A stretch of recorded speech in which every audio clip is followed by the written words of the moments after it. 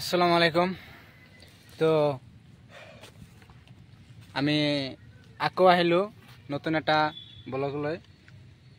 আমাৰ SSC GD আৰু আসাম পুলিচৰ যিবিলাক কালাৰ ভিজন হয়, বহুতৰো চকুৰ অসুবিধা হয়, মানে কালাৰ ভিজন ধৰিব নোৱাৰে, কোনটো কি আছে এইটোৱে ক'ব নোৱাৰে। পিছত এইটো বগিব লাগে, মানে ৰানিং কৰাৰ পিছত ইমান কষ্ট কৰি ৰানিং পাছ কৰাৰ পিছত লং জাম্প দিয়াৰ পিছত চিন আপ দিয়াৰ পিছত মানে কালাৰ ভিজনত যাই কেনে ফেল পৰিলে বহুত দুখ লাগে।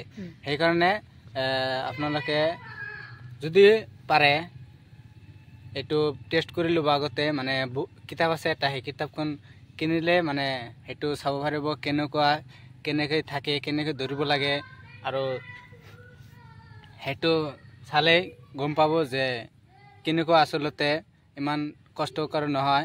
আৰু যিবিলাকৰ একেবাৰে দেখিব নোৱাৰে সেইবিলাকৰতো চকুৰে অসুবিধা থাকে, মানে যিবিলাক মানে অসুবিধা নাই তথাপি ধৰিব নোৱাৰে কেনেকুৱা আছে, সেইকাৰণে আগতীয়াকৈ চাই ল'ব পাৰে। কিতাপটো মই দেখাই দি আছোঁ। মানে এনেকুৱা, এইটো 8, এইটো 9, এইটো 29, এইটো 57, মানে এইবিলাক যে আছে এইবিলাকে কোনোবাই ক'ব নোৱাৰে, মানে ধৰিব নোৱাৰে এইটো কি আছে।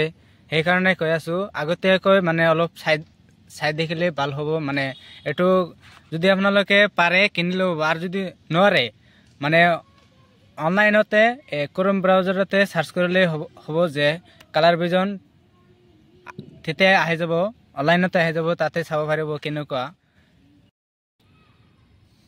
তো ইমানখিনিয়ে, আৰু যদি কিবা জানিব পৰা আছে তেতিয়াহ'লে আমাক কমেণ্ট কৰিব যে এইটো এনেকুৱা, মানে কেনেকৈ কি কৰিম সেইটো সুধিব আমাক। আমি আপোনালোকক সহায় কৰিবৰ কাৰণে চেষ্টা কৰিম। ধন্যবাদ। জয় হিন্দ, জয় অসম, আসসালামু আলাইকুম।